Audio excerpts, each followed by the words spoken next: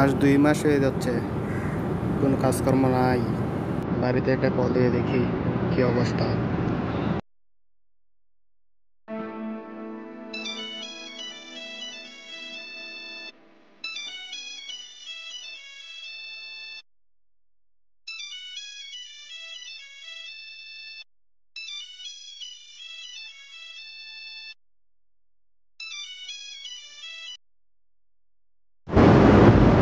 Hello আপা, আসসালামু আলাইকুম।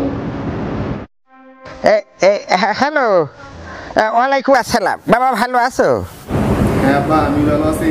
আপনি কেমন আছেন? হ্যাঁ, আমি ভালো আছি, কোনো সমস্যা নেই। এই তোমাদের ওইদিক করোনার কি সমস্যা তাই বলো। হ্যাঁ, আমাদের এখানে সবকিছু ঠিকঠাক আছে, কারণ সব কাজকর্ম বন্ধ আছে, তো দোকানদার সব লকডাউনে আছে। তো বাংলাদেশের কি অবস্থা? না, আমাদের এই দিক এখনো অত সমস্যা হয়নি। আর তাছাড়া আমি তো মনে করো যে সারাদিন কাজের পরে থাকি, করোনা আবার ধরবে না কখন সেটা কও। না, তুমি কাজ করতে পারছো না তাতে অসুবিধা নেই, আমার নিয়ে তোমার টেনশন করতে হবে না, ঠিক আছে? তুমি দুটো খেয়ে পরিয়ে বিদেশে থাকতে পারলে আমি খুশি। হাতে যা টাকা ছিল সব শেষ হবার পথে, আবারও আর নেই। ও, খাওয়ারও নেই কেন? আমি শুনলাম হাই কমিশনের তে তোমাদের এই রুমি রুমি যাইয়ে নাকি তিরান দিয়ে আসছে। কই, আমরা তো কোনো খবর পাচ্ছি না। হ্যাঁ, টিপিতি করলো তাহলে টিপি আওলারা কি মিছে কথা কইছে? হ্যাঁ গো, টিপি আওলারা যে কইলো যে বিদেশে যারা রয়েছে তাকে তিরান দিয়ে আসছে, ওই বিদেশে যাইয়ে হাই কমিশন দিয়ে আসছে। আবার ওরা নাকি আমাদের বাড়িও তিরান দিতে আসবে। আমি তো তোমার মার কয়ে ঠিয়াইছি যে যখন তিরান দিতে আসে আমার কল করি যেন কয়। আমি তো কাজে চলে আইছি ওই ইট বসছি সাবাদ মাস্টার বাড়ি।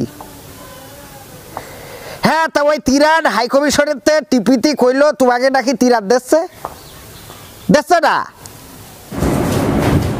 মিথ্যে কথা, আমরা কোনো খবর পাই নাই। মিছে কথা? হ্যাঁ, মিছে কথা টিপিতি কয়।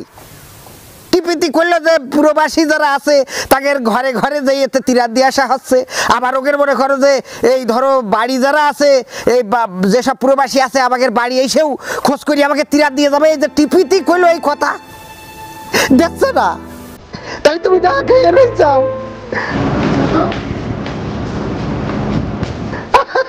আমি এ দুঃখ করে তো তাহলে টিপিতি মিছে কথা কেন কইলো?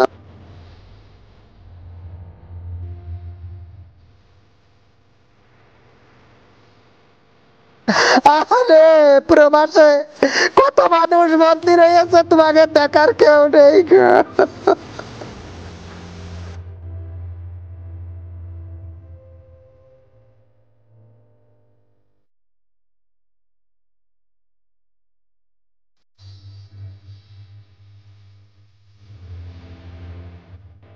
এই কুকা, শোনো শোনো শোনো, বলছে আমার নিয়ে টেনশন করবে না। আমি এখানে যতদিন মনে করো যে আল্লাহ হায়াতে রাখেছে আমি খাইটে খুঁটে খেয়ে যেতে পারবা না। তুমি শুধু তোমার চিন্তাটা করো। আর হাই কমিশন যে দেখছে না তাহলে টিভিতে কেন প্রচার করলো? আচ্ছা, এইটার ব্যাপারেও আমি একটু দেখি, খোঁজ খবর নেবো চেয়ারম্যান মেম্বারের কাছে। টেনশন করি না, ঠিক আছে?